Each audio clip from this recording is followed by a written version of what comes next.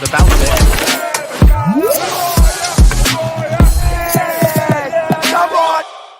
Yes, people, what's happening? Welcome back to the channel and welcome to our live stream and match preview for Brentford and general Chelsea news. As always with the Blues, there is plenty to dive into. Obviously, we negotiated a tricky trip to Kazakhstan last night, come through that with the 3 points and no injuries, which is great. Squad are back in London already. Was certainly a flying visit, that one.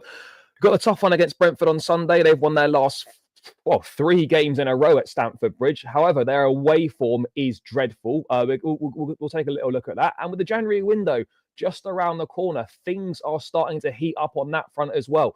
Juventus apparently wanting Badiashile. Chelsea believed to be one of the clubs monitoring Bayern Munich's Alphonso Davies. So we're going to cover all that news as well as Cesare Catterday most likely going out on loan to Monza in Serie A. Delighted to be joined by Dan. Mate, pleasure to have you on as always. Always good to catch up. We were just chatting before we went live about the Kazakhstan game. You know, being a bit of a mad one, would have been like strangely quite a good one to go to from an experience standpoint. But just very briefly on that game yesterday afternoon, job done, and I guess 3 points, and you know we saw some debuts and that, which was nice. But the most important thing, no injuries. Yeah, definitely. I think going over to a fixture like that, no injuries is a big one for me. I think that's probably why they rotated the squad so much, gave so many youngsters a chance. Just on the Conference League, I think it has been a real. Some people are saying a blessing in disguise, but I don't think it's. I think it was obvious what it was always going to be. I think it's been a blessing for us to be able to play so many younger players and so many players who are fighting for positions in the squad to just get a better look at them and it be like a UEFA first team competition as well. Yeah, I think it's actually worked out really well. And obviously, we're now qualified. We've obviously got to play Shamrock Rovers. I think we are the only Prem team with European football next week, I believe.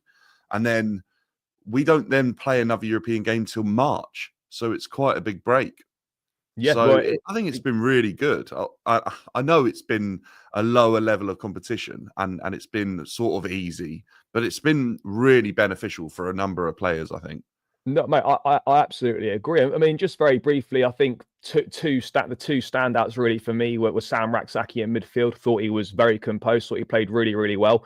And Josh Akimpong as well, back in from the cold into the cold, as it were. Yeah, I thought he gave a really assured performance as well. Showed the quality that he's got, tucked in that right centre back role when we were obviously in possession. He looks very comfortable, got that versatility. And I don't know what it is about producing right backs, but it looks like we might have another one on our hands with him. Obviously, wasn't really tested much defensively. There will be much tougher tests for his defensive ability, certainly. But I mean, you can see what he's about, and you can see why Chelsea are perhaps so keen to tie him down.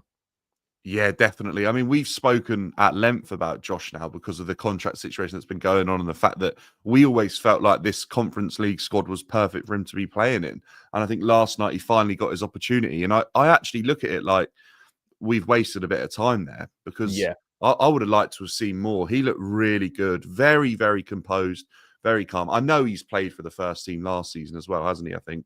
But I think he's perfect for that sort of hybrid right-sided role, you know, where he doesn't have to be a fullback all the time. If a left back inverts and he has to come across to cover the right-hand side in a back three or something, he looks very, very comfortable doing that. And I think that's a player that, according to Maresca, we're moving in the right direction with that contract. We definitely need to tie him up because I can now see why the interest was there from other teams, definitely.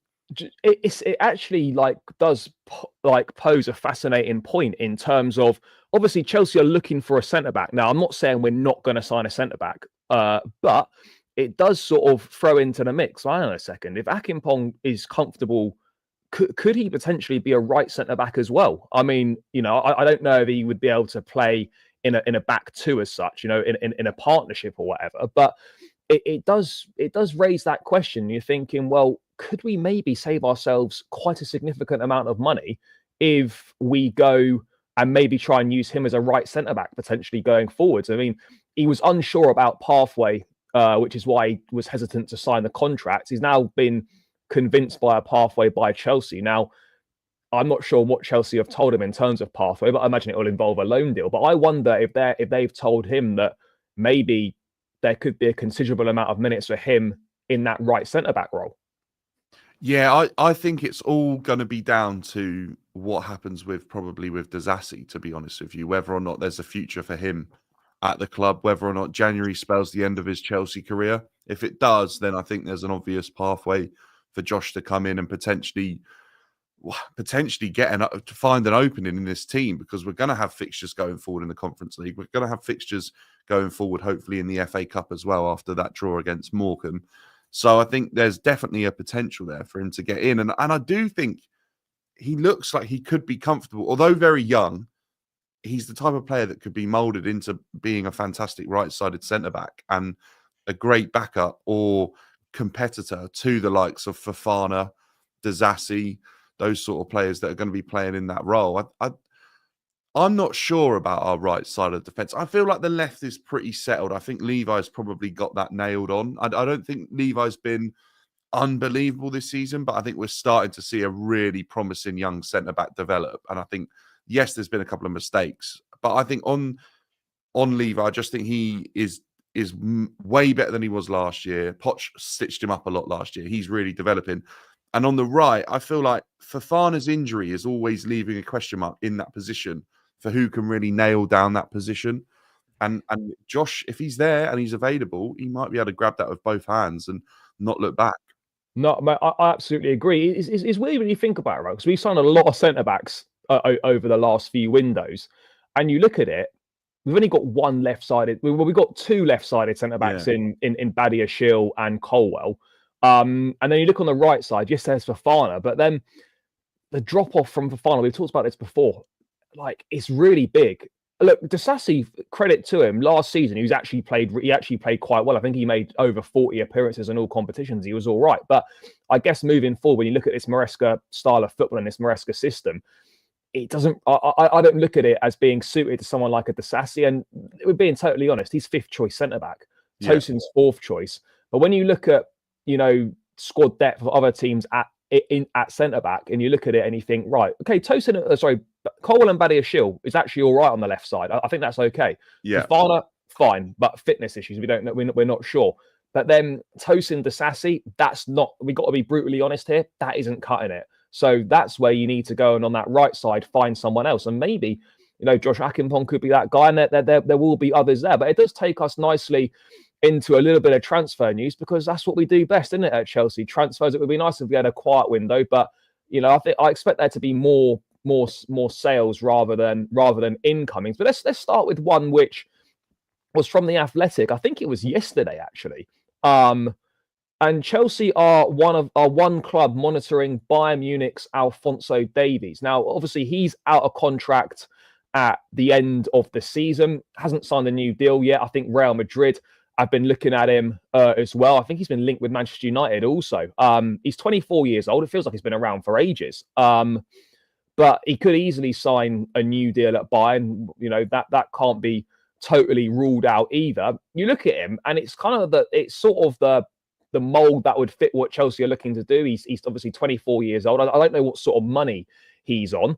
Obviously, on a free, there would be, you'd expect a substantial signing on fee. But this for me is the sort of sign that Chelsea perhaps would have made under Roman Abramovich. I don't know as much now if an Alphonso Davies is really fitting the bill for what we're looking to do. Yeah, we're monitoring the situation according to the Athletic, but you got Marc Cucurella. He's a couple of years older at 26. I don't know what money he's on. It does kind of make sense. You've got Cucurella, and then you've got Renato Vega is really the backup left back, although I actually think he's probably better as a centre back or a midfield player, but he's still young and has got time to learn that role. But there is really only Cucurella at the club right now. I mean, bro, when you look at this, do you think a left back's needed? And what are your thoughts on us looking at the Alphonso Davies situation? Yeah, so I think a left back probably is needed, to be honest. I think Chilwell, obviously, the writing's on the wall, isn't it? He's not really got a future here past January as long as someone buys him. So I definitely think he's a different type of left back, Alphonso Davies. Do you know what? When I saw his age, I was really shocked because I feel like he's been around forever. But he's one of those guys that came in very, very young, didn't he? Come from Vancouver, I think, yeah, as a left winger. I think that's the beauty of a player like him, is that we've obviously seen how good he can be. I remember that Champions League COVID run for Bayern Munich. He was absolutely fantastic, wasn't he? And I just think back to then and the way Chelsea have allowed our fullbacks to have so much freedom this season in terms of whether they invert, whether they attack, defend. We're very fluid in that sense. And I think he's the perfect type that if there's a game for a left back to be allowed a little bit more attacking freedom, I feel like he's the type of guy that could really benefit in that role. Look, I thought it was nailed on he'd end up at Real Madrid or Barcelona or something like that, but nothing's really developing there. And I just wonder whether or not it's a little bit opportunistic at Chelsea, a bit like he's probably a bit better than a João Felix. But you know how we've chanced it with João Felix, we've chanced it with Sancho. Alphonso Davies is another big name that I don't know if he's quite reached the level everyone thought he'd get to yet, but there's a lot of talent in there. And I think he's another player that fits the age group of the squad and elevates us to another level on that left-hand side. I don't think it's a Cucurella replacement.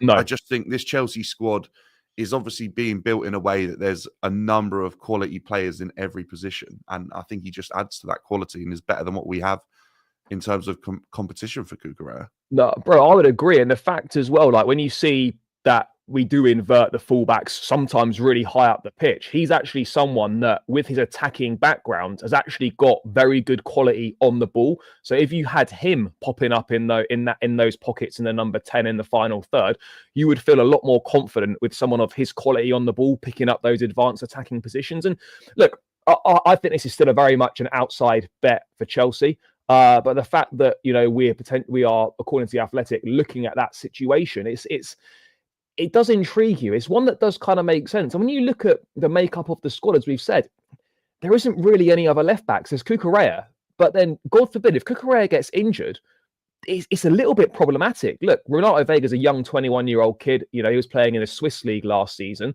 He could develop and become good in that role, but you are taking a little bit of a gamble where if Cucurella gets injured for a period of time, you are significantly weak at left back. And the drop-off is quite big still, as you'd expect. I mean, Vega, as we know, is more of a utility player, can play left-back, centre-back, midfield or whatever.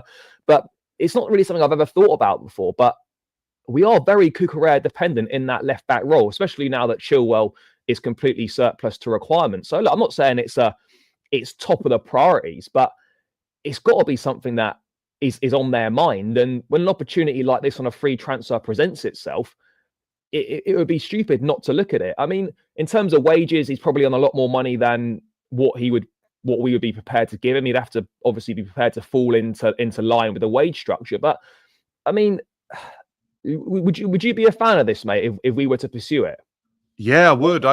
Look, I don't know where Chelsea stand with the wage structure, and I don't know what the caliber of player is that leads to that being broken, if any, because it feels like now that we're very regimented on that. We're getting success, well, not quite getting success, but the board are definitely seeing results for a squad that's been put together on very equal wages or very low wages for being second in the Prem. If you look at everyone around us, we've got probably players on the lowest wages in terms of the top 4 to 6, and probably players on the youngest age as well, like the youngest age bracket, because we're not even playing players over like 27 this season. So I think he absolutely fits the bill. It's just whether or not he can be tempted to come for lower wages and a bonus structure rather than a potential Real Madrid, Barcelona move that might be able to pay the wages he's looking for. It's all going to come down to that, really. But if I was a player at his sort of age, Chelsea would excite me because of the way that we're moving, the fact that everyone's a very similar age.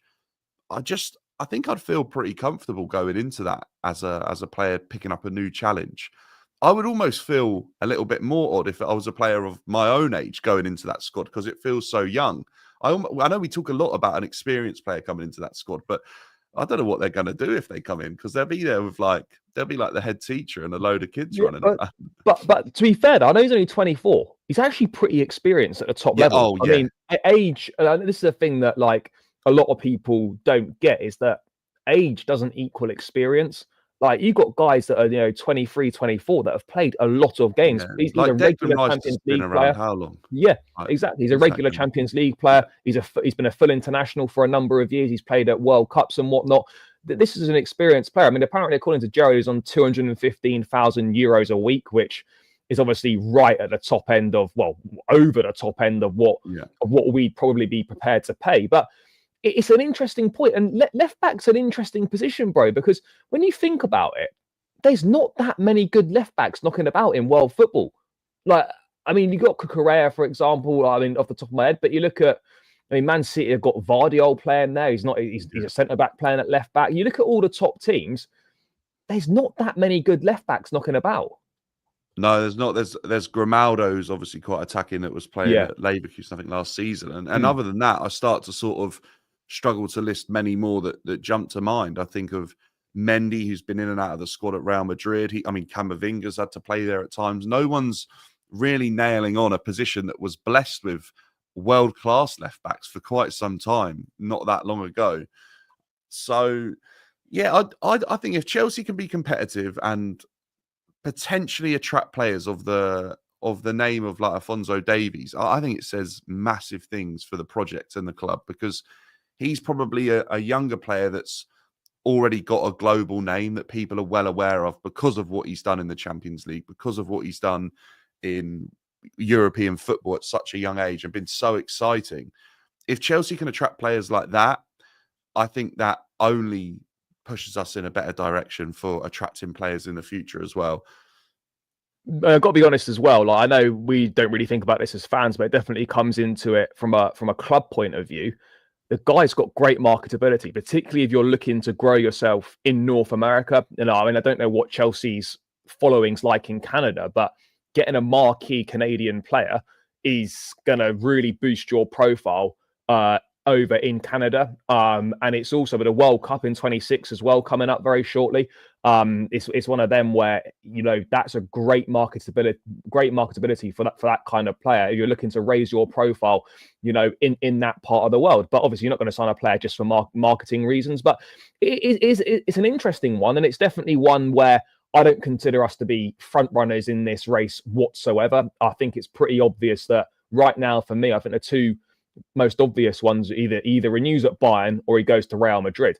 I think those are the two most likeliest outcomes. But if things stall and Chelsea sense an opportunity, we know what we're like in the transfer market now. We are very opportunistic, and this does present an opportunity, even though there are significant hurdles to overcome in terms of getting him to reduce his money. But as you touched on earlier, mate, Chelsea now seems a lot more of an attractive proposition than it would have done maybe a year or two ago. I know we've still got to get ourselves into the Champions League this season, and that's not a guarantee, even though we've had a brilliant start. But it's looking like a lot more attractive than it would have been. And I think with these sorts of players, if you haven't got Champions League, you can absolutely forget it. But yeah, it's an interesting one. I'd definitely take him. So it's one to keep half an eye on, but it's definitely one not to get carried away with, and one that we shouldn't be getting overexcited with at all. By the way, big up to everyone in the chat. Let me just get to this super chat quickly. Brian, thank you for the donation as always, brother. Bring another W. Yep, that's the plan. That's the plan.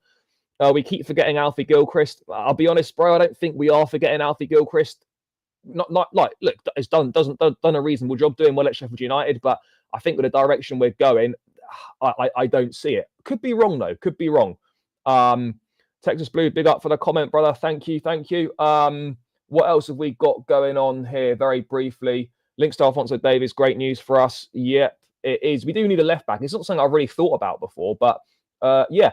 Anyway, sticking with defenders, bro. There's been recent reports, I think yesterday, from France, and we've had a few of these in recent times as well, with Benoit Badiashile is attracting interest during the winter transfer window, and Juventus have shown interest. However, Chelsea want to keep the defender in January, so it doesn't stipulate whether they want to keep him in the summer. I mean, I don't know if they really need to say that or not, but it's an interesting one because he's been linked with a move away a lot recently. He's now come into the team on a bit more of a regular basis in the last few weeks. There's a big opportunity to play more regularly now that Fofana is out injured. These rumours aren't really going away. He'll be easier to sell than Disasi will be because A, he's better, but also he's 23 and there's still a lot of potential in him. Where do you stand on these rumours, mate, and Disasi, and Badiashile? Because I think in an ideal world, Chelsea would love to get rid of Disasi, but it might be a similar situation like we found with Petrovic and Sanchez over the summer, where there maybe isn't that much of a market for Disasi, and there's a much bigger market for someone like Badiashile. Yeah, it's all going to come down to the money that enters the conversation, to be honest, with Badiashile, because although young, and I think we have to remember that when he's been inconsistent with his performances, he started off fantastic, hit a real bad spell of confidence. I think it was actually Brentford at home last season that probably put him on a downward spiral in terms of his form. He made a mistake, didn't he? I think sort of communicating with probably Sanchez at the time. A lot of mistakes. Yeah, he did. He did. And I kind of forgot watching him that he was probably at that point, he was probably 22 and just going on to be 23. And he's still an incredibly young defender at that point. This season, I think we've seen him probably slightly turn an upward trajectory in his performances. He's been a little bit better. He's obviously got an opportunity now.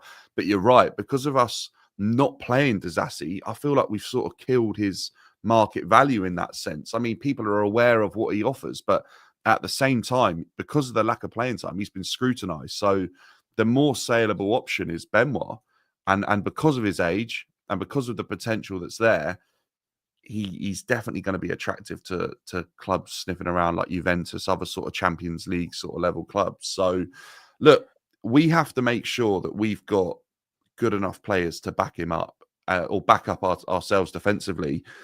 If we move him on, we're absolutely going to have to act and bring in someone of a level above Benoit. And I think if we don't sell him, we can probably deal with the level that he's at, to be honest, as a third level or third choice centre-back probably. Yeah, mate, it's a really interesting one, isn't it? Because obviously Chelsea don't want to lose him in January. I don't think we'll be selling him in January. I don't think he's pushing to leave in January. We'll be leaving ourselves very short, and you put yourself in a difficult position. But it would be interesting to see what happens if an offer does come in. And it would be more down to the player, to be honest, because if an offer comes in and Badiashile decides, do you know what, I actually want out, I wonder what Chelsea do at that point.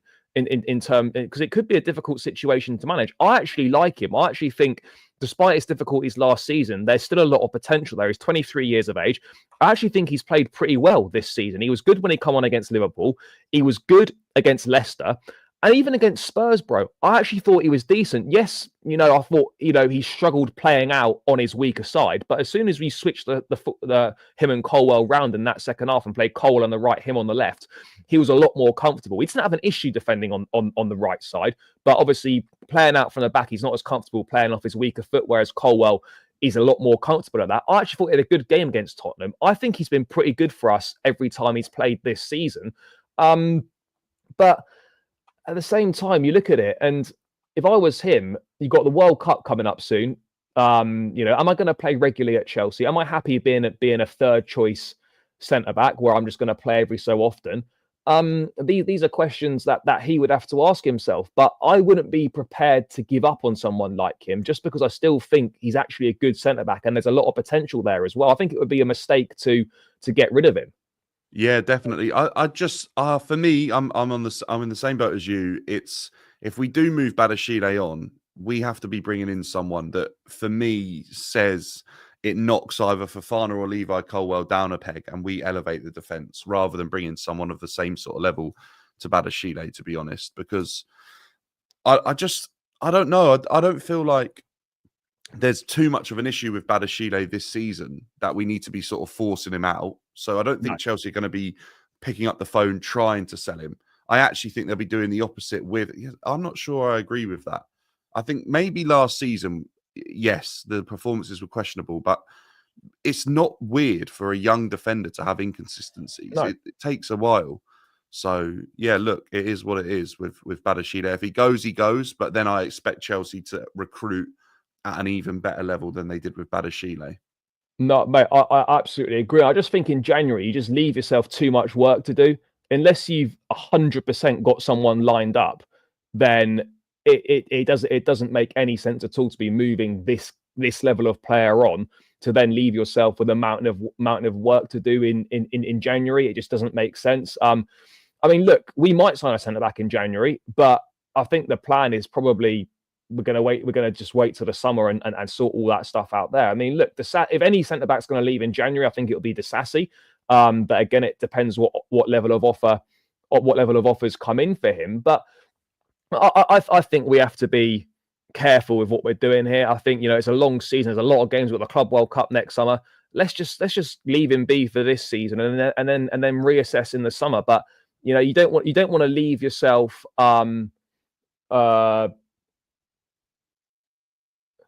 brother, not drunk and blind at all. At the end of the day, it's an opinion. Fofana is Chelsea's. I don't care what anyone says, right? Fofana, when he's fully fit, is Chelsea's best centre back.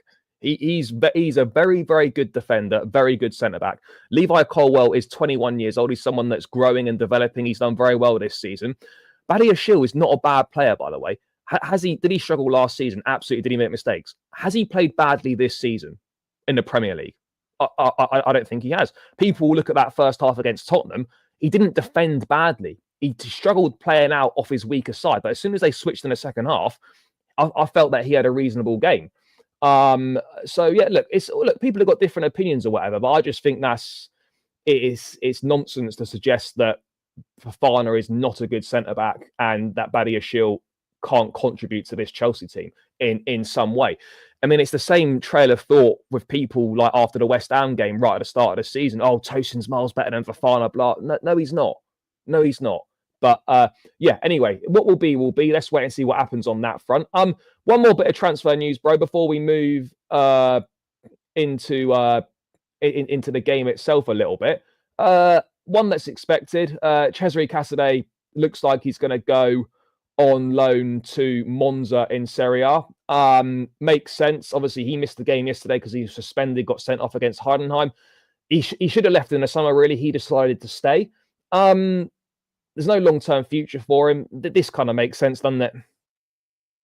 Yeah, I think it does. I'm not sure where his long-term future lies. I know you're saying there's none. There definitely isn't with the amount of players we've got in centre midfield now of the age that they are, with players that could potentially arrive back as well. Someone like Andre Santos as well is another one. They arrived at a similar time. We decided obviously to keep him, didn't we, and loan out Santos, and then literally a couple of weeks later, Casadei ended up going on loan anyway to... Yeah, it went to Leicester. Leicester? Yeah. Yeah. And I mean, he's been okay when he's had the opportunity to play. He's never really underwhelmed me, but he's never really set the game on fire either. And I just think moving back to Italy is probably not a bad thing to do. I mean, Maresca's been in a really similar position in his own career as Casadei. He moved to West Brom at a really young age and has spoke about what it was like and to take on that challenge. Casadei's best advice is probably to listen to Maresca. And I would think that Maresca's had a chat with him and just said, look, at your age, you need to be playing. I think there's a talented kid there, but he needs minutes under his belt. He needs experience. And we know how it is with Italian players as well. I think we spoke about it the other day. It's very rare that they do leave. And if the situation isn't perfect, 9 times out of 10, they return home and apply their trade there. So, look, I think it's a good move. If we can work out that deal obviously becomes a sale and we make money on him as well, it's just another player that's been spun around at Chelsea for a bit of profit. But if he ever gets a chance at Chelsea, I'm sure he'll take it if he gets the opportunity off the back of a couple of good loan moves. But right now, there's just not really much room for him, is there? Yeah, no, bro, I just don't see it. He's not playing ahead of Enzo, Lavia, Caicedo. We know that. Andre Santos will come back. He'll be behind him. Look, I respect it that he wants to try and make it here. The reality is that he just simply is probably not good enough. And that doesn't mean that he can't go and have a very good career elsewhere. I'm sure he absolutely will. But it's just one of them, unfortunately, for me. How old is he, Charlie? He's 21. Yes, he's young, isn't he? So he's still young, but yeah, like I think if you were good enough at 21, you'd be forcing your way in because Lavia is obviously younger than Lavia's 20. Yeah, Enzo Fernandez is 23, and Caicedo's just turned 23 as well. So, you're looking at 1 or 2 years older than him, considerably better. And look, this is not me shitting on Casadei. It's just the way it goes. You're going to sign some of these young players, and I think you look at Casadei, and it's probably one of them that you sign. He's got potential. In the best case scenario, he makes it. If not, you sell him for profit. And I just look at him as being one of those players in that category. He's not featured once in the Premier League this season. He's done reasonably well in the Conference League. But do you know what I mean? It's just one of them where Andre Santos is comfortably better than him. I think Ugachukwu is probably a better player than him as well, even though he's not having the best of the time at Southampton. So you look at those three, Andre Santos is definitely going to be given a chance next season. And then out of Ugachukwu and Cassidy, either both are going to go or one of those goes. And I suspect it's more likely that Cassidy will leave rather than Ugachukwu. But we will have to wait and see on that one. But yeah, moving on. There's been more in the Athletic about and again, I don't know how true this is, but apparently Chelsea do not share the sentiment that from the outside that they are a top keeper and centre back away from winning the league. The understanding is that the main core is now together, and although they will I think that's going to be explore market possibilities, no rash decisions will be made. Bro, do you think they actually believe that? Do you think they honestly think we don't need a keeper? I mean, I know they've got big belief in Mike Penders. We've got no idea what he's going to be like. I mean, I think he's barely playing at Genk at the moment. You know, he's sent him back on loan there for this season. I think he's hardly played. That's very much one for a number of years down the line. I get it. I don't want to make rash decisions. Yes, it's true that the bulk of the squad is now in place. We're obviously adding Penders, Paez, Anselmino, Esteval as well, all coming into the squad next season. I suspect maybe 2 or 3 of those will probably end up going out on loan. I mean, what are your thoughts on that report from the Athletic? Because I think it's pretty. You don't have to be a genius to work out that is what we are short on. But surely the club don't. Do they really believe that? I don't know. Well, yeah, I'm in the same boat as you because I can't possibly understand how these people are watching Chelsea week in, week out and not seeing those situations unfold where our obvious sort of weaknesses are. We're scoring more goals than any other team in the Prem, but we're definitely looking like we're capable of conceding. I actually think we've got away with a number of opportunities against us. So I was speaking to someone the other day and they said that Chelsea should have conceded 7 or 8 goals more than what we actually have. If you look at potential conceded XG or one of those stats, I don't know exactly where we stand with that, but it was about 7 or 8 goals. I just think it's obvious to see with the goalkeeper that there's a lack of quality there in terms of his. Well, not so much a lack of quality, because I actually believe Sanchez has the quality with his feet to perform incredibly good passes, but I just think there's a lack of concentration or something that slips in sometimes, and he'll play a pass or he'll find an opportunity that he feels is right, and 9 times out of 10 he slips or he plays a pass into the middle of the pitch that, I mean, he even did it against Spurs. It's every game you find a slight issue with Sanchez's performance. I just think in the summer we spent 50, 60 million on keepers, one in Jorgensen, one in Penders. I don't know exactly how much Penders was, but I thought he was about 20 million. Yeah, up to 20 mil. Yeah. A lot of money for an 18-year-old goalkeeper. And you're right. I was looking the other day. I couldn't believe how tall he was. He's like 2 meters tall at his age, so he could even grow taller. He's only like 19, and he's worth on transfer market 5 million euros. So we've definitely overpaid there. He's played 2 games this season, so I don't know what we're signing there, and I can't sort of hype him up to the level. But I kind of back this board a little bit now to have made good judgments because they've gone after players who I wasn't aware of previously, and they've impressed me. Vega is one that springs to mind completely, is that I wasn't aware of who Vega was, and I think he's at a good enough level to be a competitive squad player for Chelsea right now. And I hope that Penders is of a similar sort of prospect. Jorgensen's looked good in games. I don't think he's looked like the finished article, but I feel a little bit more comfortable with Jorgensen on the ball than I do with Sanchez right now. I don't see us spending money on a goalkeeper. No. Because of the fact that we've spent the money already. Yeah, this is it, bro. I don't see that either because look, we all can sit here and say, oh, we definitely need a goalkeeper. And look, that is true. But on at the same time, like, as you say, we've spent so much money on keepers, and you're just looking at it and you're just thinking, would we go and sign another one? I mean, then what do you do with a Penders? What do you do with a Jorgensen, a Petrovic just sit on the books? Like, they fall into the Cassidy bracket, don't they? In the Andre Santos bracket, they'll just be farmed out on a loan deal or a buyback or something like that in an attempt to make profit. Yeah, and we've still got Slonina as well. He was meant to be like some big talent, and he's now on loan at Barnsley in what, League One? I mean, for a club that actually has done a lot of good recruitment, one area which is so important where we just seemingly just haven't got it right at all is the goalkeeping position. Now, we touched on it before, bro. We haven't had a top class goalkeeper since Thibaut Courtois, and that's going back quite a number of years now. So look, I think we have to really hope that Jorgensen is going to be develop into something really good. Maybe Sanchez will be gotten rid of this summer. I just don't really see how there's any sort of market for him. Certainly not at the level maybe he sees himself playing at. So we are going to be in a bit of a tricky situation in regards to that one. But look, it is what it is. We know what the goalkeeping situation is. It'll be interesting to see, obviously, how it pans out. But I mean, bro, if we move this ahead to the Brentford game, we're what, 5 Premier League wins in a row, or 4 Premier League wins in a row? What we had: Leicester, Villa, Southampton, now Tottenham. We're going for 5 wins in a row in the league. We're going for 7 wins in a row in all competitions. Brentford sitting 9th in the table, but they have won their last 3 visits to Stamford Bridge. They beat us 4-1 under Tuchel. They beat us 2-0 under Potter, and they beat us 2-0 under Poch last season. But having said that, it's the 2 highest scoring teams in the league going up against each other. They've got 31, we've got 35. Both teams probably weakest areas are defence, but Brentford's away form is shocking. They've picked up 1 point. One of their 23 points has been away from home this season, and their only away win I was seeing was in one of the early rounds of the Carabao Cup. They won away at Colchester. That's been their only away win.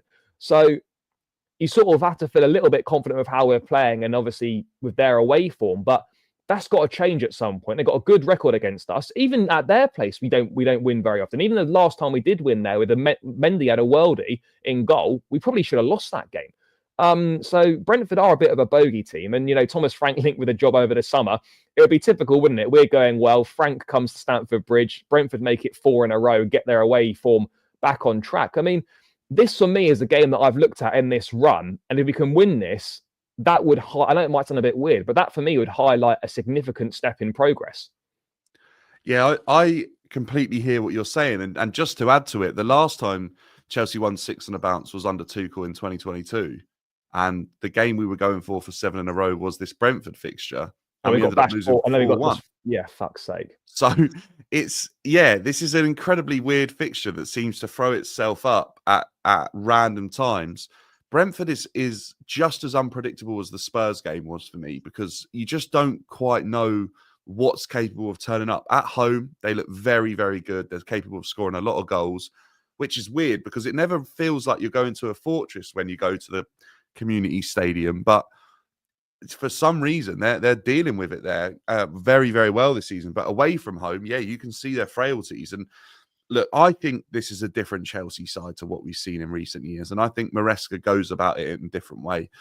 I think he's a winner. I think he's got that mentality that he will make changes and prepare in such a way where he leaves no stone unturned, and he makes sure that he's covered every base before he starts the game and everyone's well aware of what their role will be.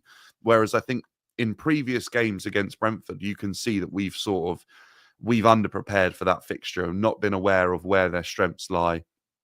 So I hope that this is a Chelsea side that have turned a corner. And I looked at the fixture list and I thought, right, Wolves, Brentford, we win those games. That's when I know we have absolutely moved on from last season, because they were tricky games in this period last year. They were. Do you know what's weird, right? Is that Brentford, obviously second highest scorers in the league. The conversation in the summer was they're going to massively miss Ivan Toney. And they actually don't, bro. I mean, how impressed have you been by Bremo and Visser? Those guys are scoring a lot of goals, real handful, physical, strong, good finishers. That's going to be a tough test for Colwell and Badiashile or Colwell and whoever it is. I mean, what are your thoughts on how we might deal with them? Because they're big, strong, physical lads. Yeah, they are. They're fantastic, actually, both of them on their day. I mean, and Bremo, I think, is the type of player where he needs to test at another level. I definitely think it's evident to see that he has fantastic quality. And look, I don't know where that test will be, but right now, obviously, it's against Chelsea this weekend. And I just think that becomes an incredibly difficult challenge for anyone that has to play against him, because I find that he never really fulfills an exact or feels an exact position on the pitch. He's free, he roams. 1 minute he'll be next to Cucurella, and then the next minute I think he'll be picking up a space probably in behind Lavia or Casado, and then the next thing he'll be pinning up a player as a number 9. He's very, very tricky to play against and very adaptable, and can play in a number of different positions on the pitch at the same time, which allows Brentford to change it up in the way that they attack every single time they go forward, which has been their strength at home. You never quite know what way they're going to score. I mean, there was that moment in the season where they were scoring inside the first minute, like 4 games in a row or something. Yeah, mental. And they were going long, and they've obviously got some very, very physical players as well. And they're obviously the originators of, in this modern era, I would say, of being effective from set pieces. I mean, Jove has come from Brentford. Our current set piece coach has come from Brentford. They obviously put a huge amount of focus on that side of the game. I feel like Levi and Cucurella are definitely players, though, that will be up for that challenge against Mbeumo. I have to mention as an honourable mention for them as well, I think that Kevin Schade has been He's done very, really well. very good. Yeah. And I mean, he is incredibly fast as well. So it's another player to watch out for. We saw it, I think it was the Tottenham game. For the first time, I almost feel like this season we saw one of our players get turned on the halfway line for pace. I think it was, no, it wasn't. It wasn't Spurs. Who was it? Southampton. I think Southampton. It was, yeah. And that was the first time that I felt like, I'd be worried there in case we're like overcommitting a little bit too much. And I think Brentford offer that a little bit with players like him and Wissa, who are incredibly fast as well. And I mean, Wissa's stats, they're very good. He's probably underrated, isn't he, for the numbers he's putting up as well. We talk about Mbeumo going to another level, but so is, Wissa. Did Wissa score a bicycle kick against us last season? Yeah, I think it was. It was either him or Mbeumo. But do you know who else has done really well for him as well, bro? And he had a really good Euros, not this Euros, the one before. Mikkel Damsgaard is now like showing the levels of player that actually, people thought he was. He has struggled at Brentford. He's actually done really well this season, Damsgaard. So he's someone I look at and think, he could potentially cause problems as well. They got Fabio Carvalho from Liverpool. He's been in and out of the side, but there's another talented youngster there. Defensively, they're not good. I mean, they've scored 5 goals away from home. Now, I spoke to a Brentford fan the other day. A preview will be out tomorrow, guys. And he's like, he couldn't put his finger on why there's such a significant difference between home and away. Like, it's not unusual for a team to be better at home than they are away from home, but the significant difference is mad. He wasn't really too sure. He did point to the fact that they've had difficult away fixtures, but that's only part of the story. So it's a real weird one. I can't put my finger on it either. But they do score a lot of goals. That they are a very decent side. So it's going to be interesting for us. I mean, there's a couple of selection issues here as well, potentially. I mean, we talked about defenders earlier, bro. I mean, I'll do a team a bit later on, so I know you've got to go in a few minutes. But I mean, for you, are you sticking with Badiashile at centre back? Do you think you play Colwell right-sided centre back and you play Badiashile left-sided centre back, or are you thinking that maybe a Tosin plays? Because I think the only reason I think he sticks with Badiashile is because he didn't travel at all. Yeah, I think that'll probably be the reason he plays. Actually, I think we'll definitely see one of Tosin or Badiashile, obviously with injuries, and I think just because of the height, I think it's going to be important that we definitely take height into this game. We've seen that what they can do from set pieces. We've seen obviously that the players like Christophe Ayer defensively is like maybe 6'5", 6'6". He's a big guy. We need a player who can compete with that. And I think Badiashile is obviously not a small guy. He's probably a similar height. Tosin is probably bigger than that. So probably on the back of not travelling, I think that we've seen with Maresca that puts you in a favourable position to be starting. But he's also thrown up a couple of surprises. Players have played off the back of Europa League. But I just think with the travel of yesterday, pretty much anyone that travelled is probably going to be resting this weekend, I think. No, I would agree. And just the last couple of bits, bro, I wanted to touch on you on selection-wise. Pedro Neto suspended. People think it's a foregone conclusion that Madueke goes in. I would tend to agree, but do you think that there's a trail of thought from Maresca where he could play João Felix in this game? Yeah, part of me wants to see that. I'm sort of not fully sold on João Felix, but every time I watch him, he excites me He and has never done better recently, in and fairness. never. I mean, he's stepping up with a little bit more end product, but it Yeah, yeah. always feels like there's a little bit more that could be added. And part of me would like to see that Sancho, João Felix, Cole Palmer attacking sort of front three behind a Nicholas Jackson. My only worry would be that is that a little bit slower than like having the pace of Madueke in a potential transition. I feel like that frightens teams a little bit. So look, I don't know. I think it's going to come down to how Maresca feels the balance will go with what Enzo Fernandez has been able to do going forward. I think it almost nullifies the chance of potentially another attacking midfielder coming in. I know people are saying Felix will probably play off the left if he does come in. I'm not sure on that, to be honest. I think Sancho looked good off the left against Spurs. I'm not sure I'd move him out to the right. No. For me, I feel like Madueke, the best thing for Maresca to do would probably be to play Madueke, because I'm not sure that he's been challenging Madueke. We don't know what's been going on at training, but he has been saying Madueke needs to do more. If Madueke doesn't start, I think we've got our answer that he isn't currently doing enough in training, though. That's how Yeah. I'd put it, to be No, honest with no, you. bro, I would absolutely agree with what you're saying, man. Just last point, mate. We've seen the last two big games. He's played Caicedo inverting right back with obviously Lavia playing as well. Do we think we continue with that? This is something I've been thinking about, right? You don't want Caicedo playing right back on a regular basis because you take him away from his best position, even though he does invert into midfield. But you can't drop Enzo Fernandez because he's in unbelievable form. Caicedo's our best midfield player. For me personally, bro, I would play Gusto in this game. I just think we need a natural right back in the team. And Lavia deserves to play, by the way, as well. He was, I thought he was the best player on the pitch in the first half for us against Tottenham. But to be honest, I would regrettably have to leave him out for this game.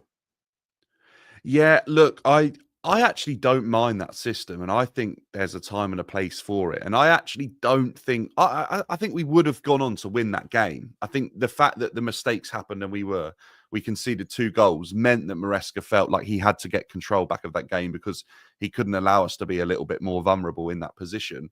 Yes, unfairly hooked, it feels like Lavia. I'm not sure whether there was I a think there was a slight bit of a concern. concern about a slight hamstring. Didn't want to take any risks And with it. the cut on his head. I mean, I know they Yeah. can tape it up and stuff, but you just never know these days. They don't want to. I feel like that's the one thing I'd say is as soon as there's even a slight niggle, that this Chelsea group, they don't even take a risk. The players off, like they don't. They've got a big enough squad to deal with this.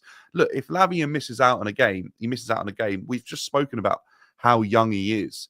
This is a kid with time. This is a kid who's struggled to get enough minutes on the pitch in recent seasons. So yes, he can be slightly unhappy, but I'm sure if he doesn't start, if the situation's right, he'll come on and he'll find a way to get some minutes. My worry would be, and I've thought about this as well, because if Caicedo goes out to that sort of false right back role that he's been in, he's kind of played in against, what was it, Villa and Spurs. Yeah, If he goes out to that position, I just worry a little bit that Brentford are the sort of pragmatic team that would look at that situation and go, right, we're going to stick one of our much bigger players out there and we're going to lump a long pass over the top and we're going to make it a really difficult afternoon for Chelsea on that side. And I actually think, I'm trying to recall this, but I almost feel like last season, I think Davies played right back in this game.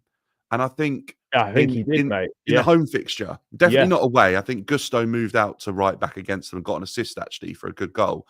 Jackson, I think he crossed it to Jackson. But the home fixture, I think Davies played this just because I think they were probably aware of the aerial threat that Brentford offer. And if you go back this season to those goals that they scored early on, their centre backs almost end up like far high and wide to play a long pass up to, and it's definitely a threat that they've got. But yeah, I think you're right. I think I would rather try and get control of this game, and I think that's probably where Brentford struggle, is when a team can control the game and make them run and make them work for a long period of time, will create opportunities. So yeah, look, I don't want that Tottenham game to be the end of that experiment, because I No, actually no. think that that allowed us to look so good going forwards. I don't know Oh, how you felt about it. it definitely helps. I mean, look, I agree with you, bro. I think we would have won that game regardless of if we'd made that switch at halftime or not. But it certainly helped, And look, Caicedo, that inverting into midfield, he does it very well.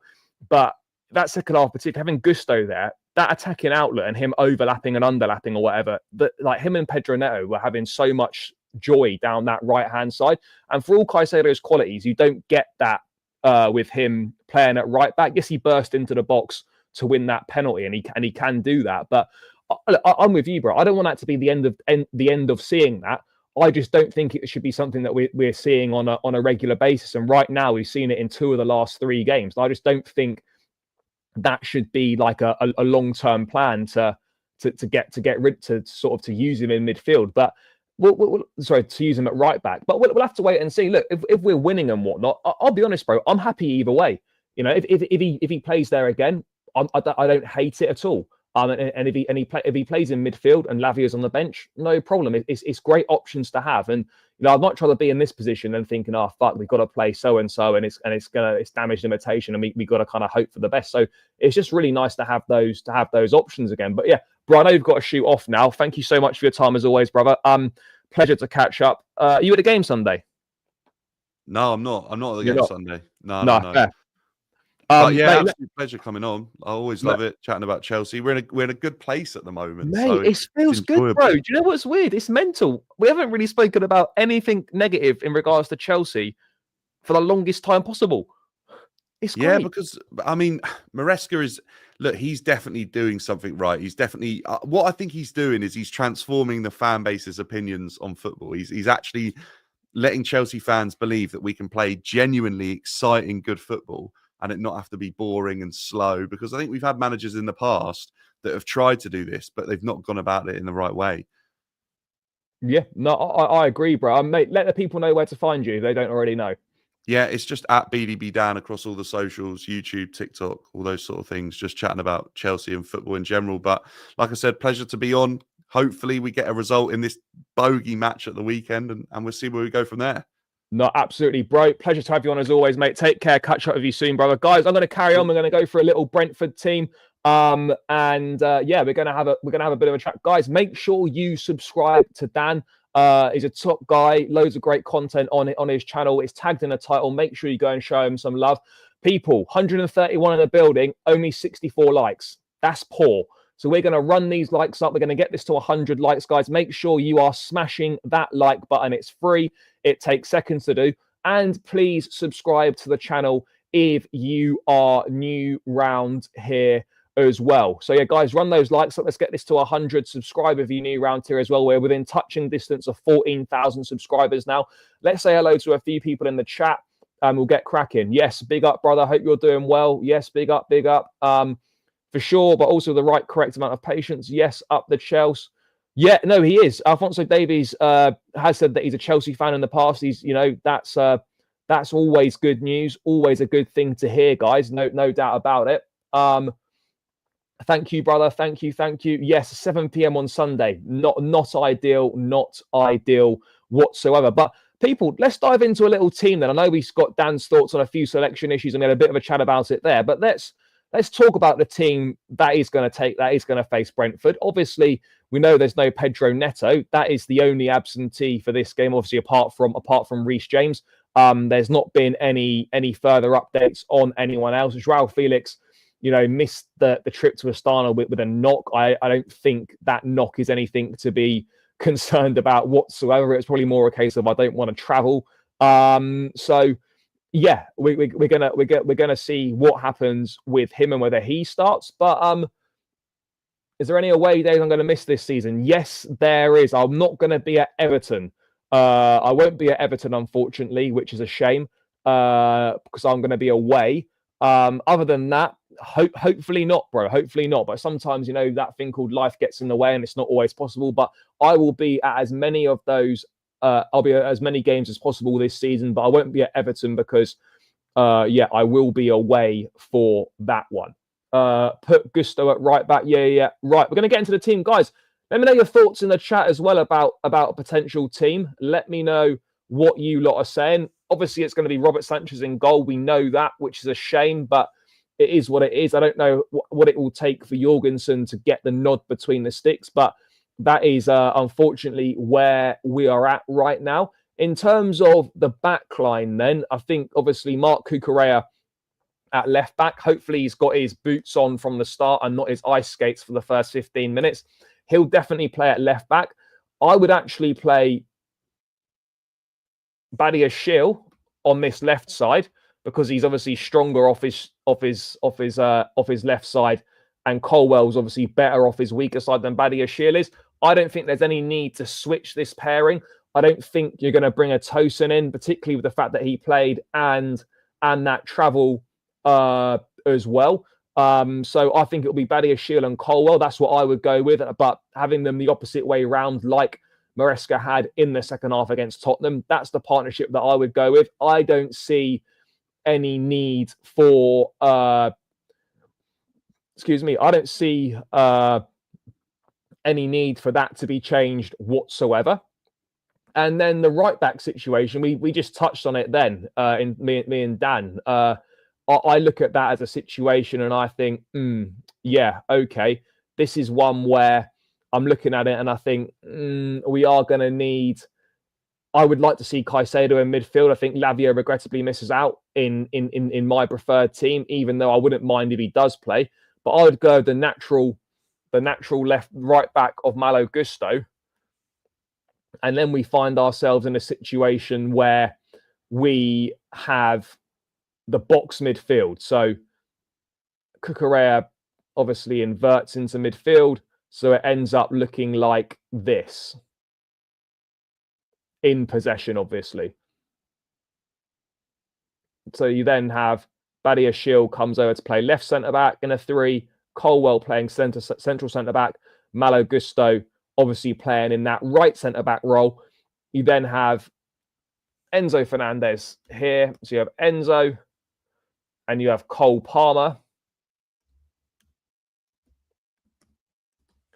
And this is an in possession, by the way. And then you obviously have Moises Caicedo in this position here. So that's what that will be, in my opinion, the setup in possession. I think that looks pretty strong to me. Felix is. I don't think Felix is injured personally. I don't believe that to be the case, but I don't know if Mudrik's back or not. I'm not sure. He may well be back. He won't be starting though, but he might be back. He's obviously been ill. So we'll obviously wait and see on that one. But yeah, it's looking good, guys. It's looking interesting. It's certainly exciting. Bro, there is no press conference. The quotes and stuff that are coming out would have been a press conference that was done before they went to Astana, I think. Because you don't do a new press conference when you play on a Thursday. You don't do another press conference on a Friday for the weekend. That doesn't happen. But that's what I'd go for there. I would play Jadon Sancho down the left. I don't think there's any need to change that. I know people say, you might play Felix on the left and play Sancho on the right. I think Jadon Sancho is playing really well. I don't want to see him switch to the right hand side. We don't need that personally. Is my opinion there. We absolutely don't need that. So that's something that I do not want to be seeing. Guys, keep running the likes up as well. By the way, we're 73 likes. We're 25 likes short of 100.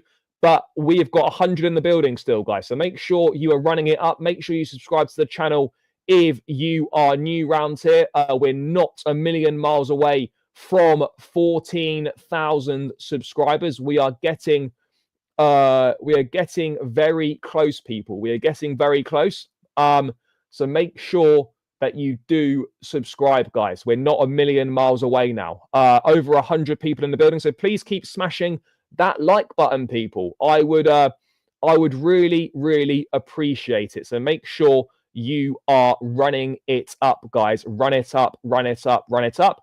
And let's get these likes up as well. Yes, yes, yes. Big up, big up, big up. But yeah, guys, I think on the right-hand side for me, you bring Noni Madueke back in. I think that is the exact reason why he didn't travel Absolutely why he didn't travel is because he's I think he's nailed on to start this game. I would personally start him in this game. He did well against Southampton. He done all right when he came on against Tottenham.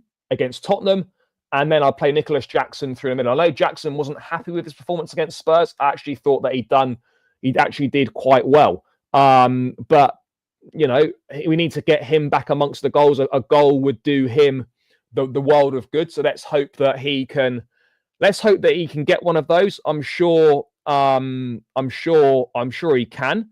I'm hoping that he will. Let's wait and see what does happen with the team though. But I think those are really the only two that we need to be looking at, guys. I think those are the only two that we need to be having a look at. But it's going to be interesting either way. It is going to be a very interesting one either way as to how in terms of what we see. I really can't call this game. I know it's an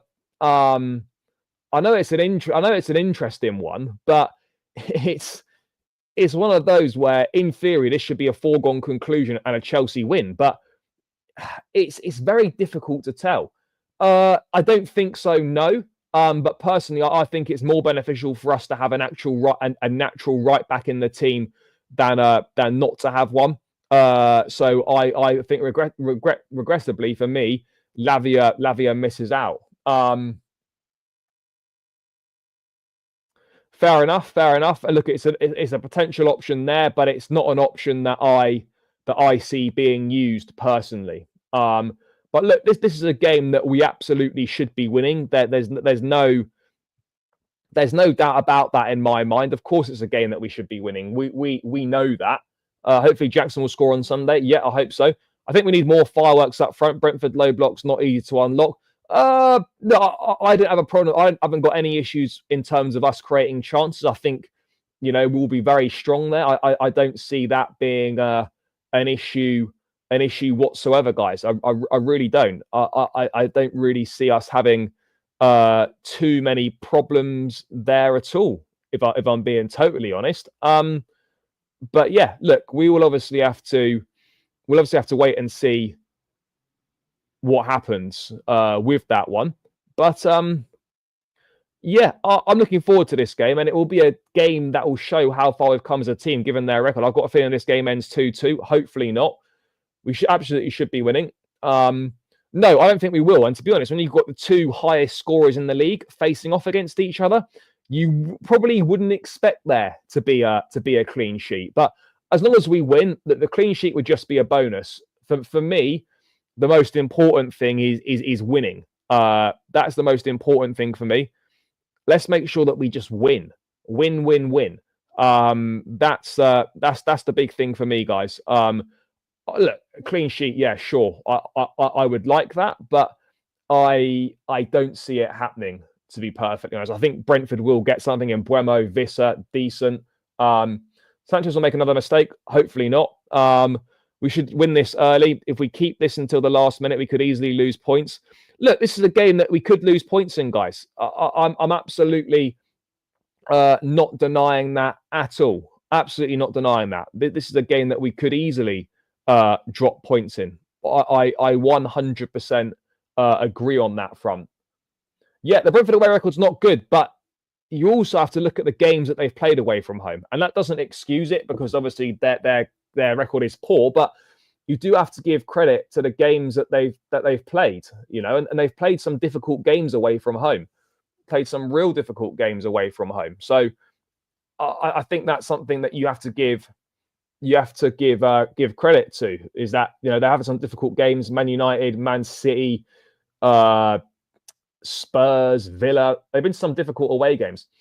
Brentford always tough for whether we play home or away, but under Maresca, I think we will win. He just sets the team up differently. Yeah, I agree. I think the big difference between previous games with Brentford, I really do think it's as simple as it comes down to the manager. The manager just instills you with confidence. He really does. He instills you with a level of confidence that hasn't been there under previous managers. So yeah, it's absolutely something that I am very much looking forward to. Chelsea versus Brentford. Sunday night kickoff though is mental. 7 p.m. on a Sunday. Since when did that become a thing? When did that become a thing? It's honestly mental, guys. It is a mental one. I personally don't get it. It's a real strange one. I don't understand it, but do you know what? It is what it is, isn't it? But I'll be there, looking forward to it. I don't want any dropped points between now and New Year, bro. We'd all love that, but I think the reality is that that's going to be very difficult to navigate. Very, very difficult to navigate. Guys, we're 25 likes away from 100. I don't want to keep repeating myself, but we need to do better, people. We need to run those likes up. Run them up, run them up, run them up. Please keep smashing that like button, guys. Let's get this towards 100 likes. It would be greatly, greatly appreciated. And it's very simple, guys. It's one click of the button. I'm not asking for any money from anyone. Just smash the like button, guys. There's 100 people, over 100 in the building. We need 24 more likes. There's definitely people that haven't pressed it, so please do that. I just hope Cuckoo doesn't slip on Sunday. No, he won't. He won't. This Brentford game and Everton away are very difficult. Yeah, look, I'll be looking at this game, Brentford and Everton away. I'll be looking at those two games and thinking, yeah, do you know what? If we do get 6 points from there, that's a big turning point, a big turning point. But right now, yeah, we're not there at the moment. We're not there at the moment. So let's wait and see, guys. Let's wait and see. But I'm holding fire on any title talk until really February, March time, because right now, look, we're doing really well. But for me, the main focus is get that gap to 5th place as big as we possibly can. As big as we possibly can. The lineup you have put is a good one. Yeah, look, that's what I'd like to see. This is obviously, guys, by the way, this is a lineup in possession. Out of possession, it will obviously go to a flat back 4, as we know. But yeah, that will go to a flat back 4. Not dropping points till January is possible. Yeah, look, it's absolutely possible, guys. I'm not saying it's impossible. It is possible, but it is going to be difficult as well. We have to accept that it's going to be tricky. It is going to be a tricky one, guys. What else are we looking at here? Fulham, with the way they're playing, could also be a test. Exactly. Fulham on Boxing Day, not an easy game. Not an easy game. One game at a time for sure. Yes. Run it up, run it up. If we win all the games until City away, I think we could find ourselves first at that time. Look, we're obviously going to do our best. But look, guys, City away is tricky. You know, it's tricky. There's no easy games. You know, yes, it's a favourable run, but you still got to turn up and do the job. But that is the team that I would go with. Let's have a quick look at some of the Maresca quotes then, guys, that have been coming out from this press conference that I'm pretty certain was recorded before we went to Astana. But let's just have a quick look at some of the quotes from it, and let's see if he said anything about this Brentford game. And he's also spoken about the goalkeeping situation. But I can't find those quotes, and I don't want to play the clip because I don't want to get done for copyright. But yeah, Enzo Maresca has been speaking. Here we go. This is it here on the goalkeepers, guys, this is, I'd say, the only sort of mark against Maresca, unfortunately. The idea is not to change the number 1 goalkeeper, but also in that case, we have 2 keepers who are both good. Until they maintain the same level, we are happy with that. But Jorgensen has been performing on a better level than Sanchez, and we all know that. So I'm not too sure what's going on there, because we know he's definitely better than Sanchez. So that's a strange one for me. Yeah, look, 5th spot should get UCL, but I don't want to be targeting 5th place. We need to get ourselves. We're taking no chances here. Like last season, we should have been playing Europa League, but we didn't come 5th. We come 6th, and we ran the risk of losing because of going into the Conference League because of the FA Cup final. I'm taking absolutely 0 chances. Even if it is 5th place, get me in that top 4 to absolutely guarantee it. But yeah, look, obviously he feels that Jorgensen's not performing to the same level as Sanchez. I disagree with that, but this is something that's going to be a conversation going on all season. This is going to be a conversation that will drag on for the majority of the season, guys. 100%, 100%. That is going to be the case. But yeah, so that he's been talking about that goalkeeping situation. Not the best thing to hear, but it is what it is. Nothing we didn't expect. He's also been talking about Nico Jackson, obviously, after that clip of him being upset on the bench, did the rounds on socials. And he said, Nico was upset and sad because he didn't score. But for me, Nico did the most important thing in the game. When we scored, everyone was celebrating. And Nico was the only player who went to the ball and brought it back quickly to the middle to start again. Fair. I mean, is that really important in the game? Perhaps it is. I don't really know. But look, it's not a big deal.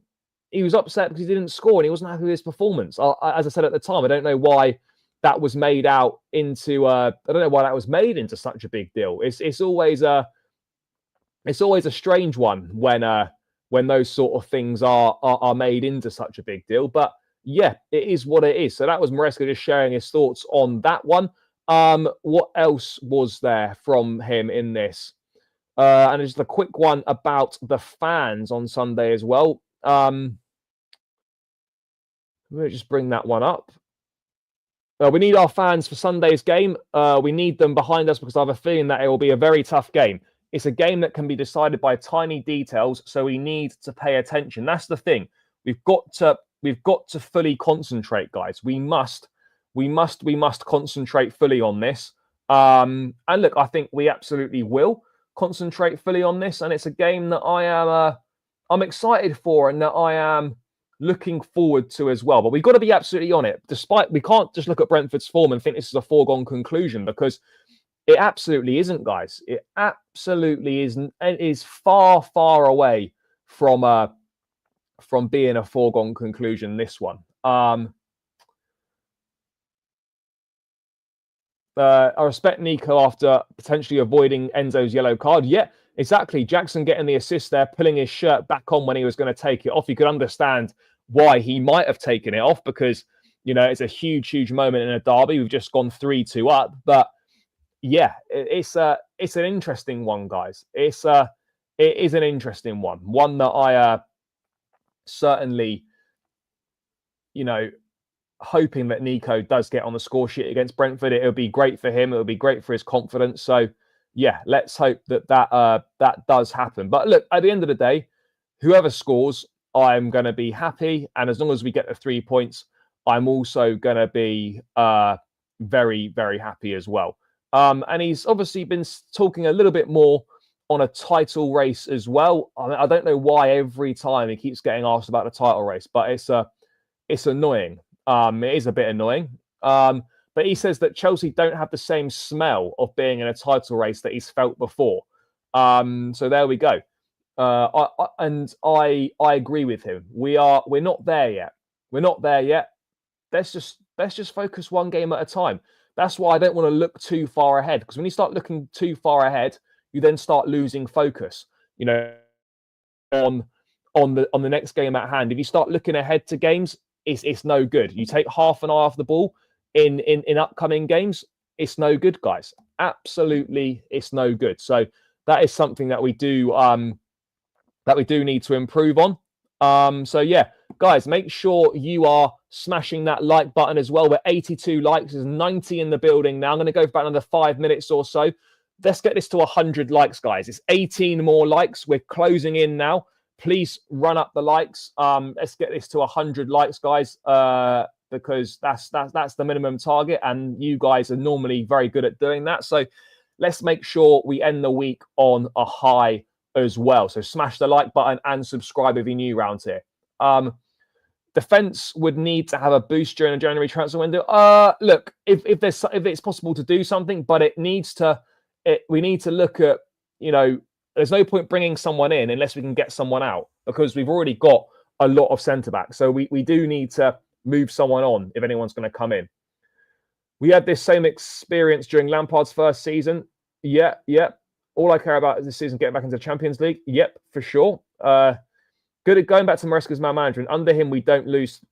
3-point lane is a good example. 2 down and 4-2 up. We're a team that now refuses to be beaten. Yeah, exactly. You know, you've got full trust and full confidence in this team, which is not something we've had an awful lot of in recent times. It has been difficult. It has really been tricky. But yeah, look, this game again, approach it with the right mentality. Approach it fully focused.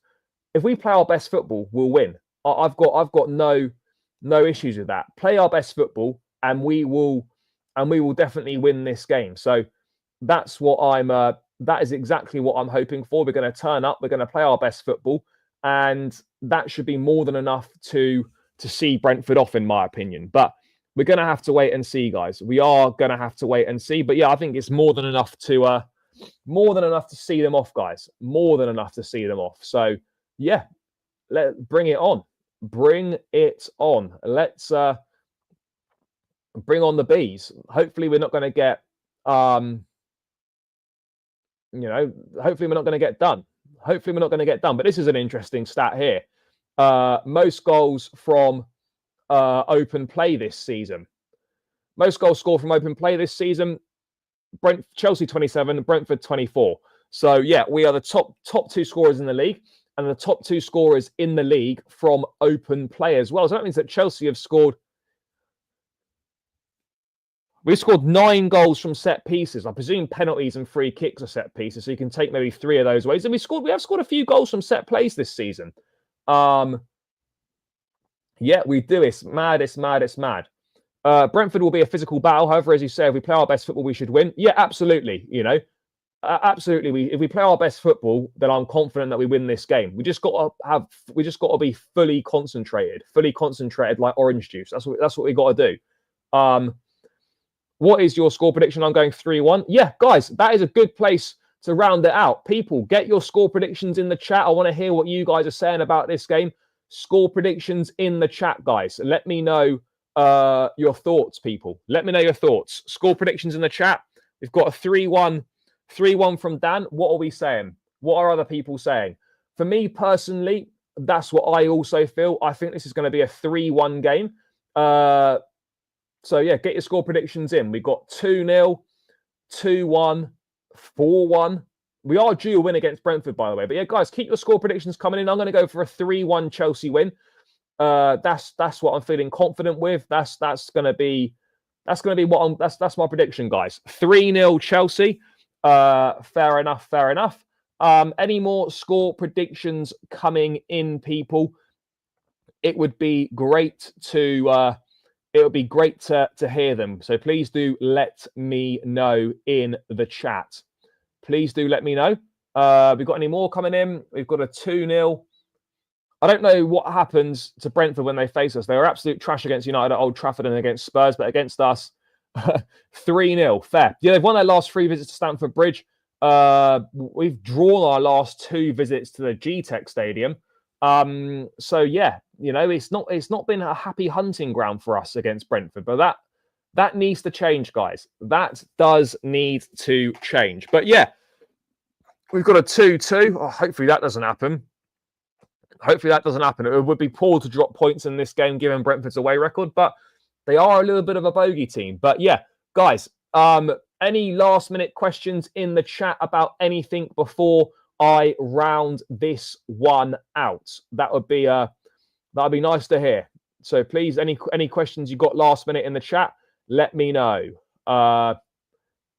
It's finally good to be back where we belong as a scary team. Yeah, I agree, brother. I agree.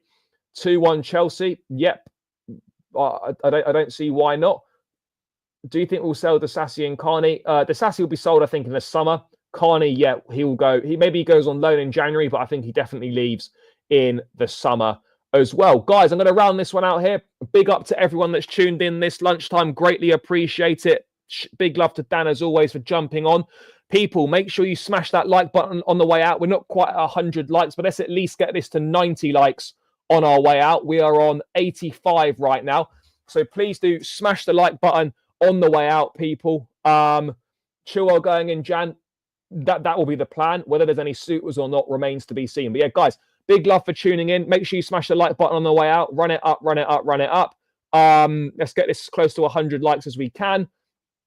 5-0 Chelsea, Madueke will be key. I hope you're right, bro. But yeah, guys, I'll be back tomorrow. We've got the opposition preview dropping on the channel tomorrow. Make sure you check that video out.